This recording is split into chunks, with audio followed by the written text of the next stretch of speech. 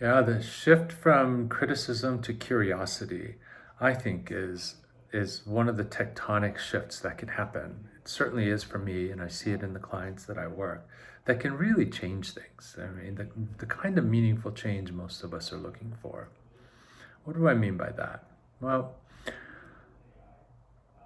when I make a mistake, let's imagine it's the way I've responded to a colleague or my child or my partner, right? And it's not the way that I imagined.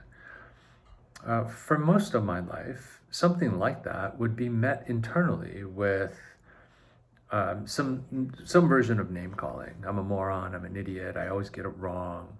And then that can snowball all the way to I should know better than to have even thought that I would be a good parent, and on and on and on. And this is not just my story. This is some version of the common story that I hear for folks.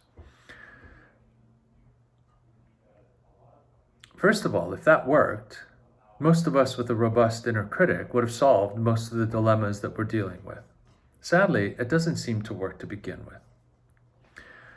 Secondly, that sort of answers the question, why did this happen? Because I'm bad. Well, okay. That doesn't really help us in terms of trying to learn or to move forward. Curiosity opens the door. I wonder why I did that. I wonder why I didn't do that. That opens up a line of inquiry. It helps us learn. And it's through that learning that we might be able to more frequently respond or not respond in the ways that we imagined. I actually would go one step farther and suggest, and this is a little bit more difficult, is to move away from both criticism and compliments. When I respond really well to my son, great, I'm a good father, or I respond well to a colleague or my partner. If I end that with a compliment, it also kind of limits my learning as well. It's kind of nice to go, well, what is it that made it easy in this moment? Because that can then bolster.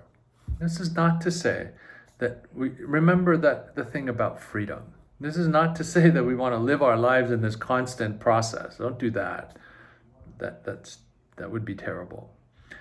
But it's to bring in this curiosity into the flow of our life, to notice when we're being critical, to notice when we're being complimentary, and occasionally to also wonder, what is it that drives me?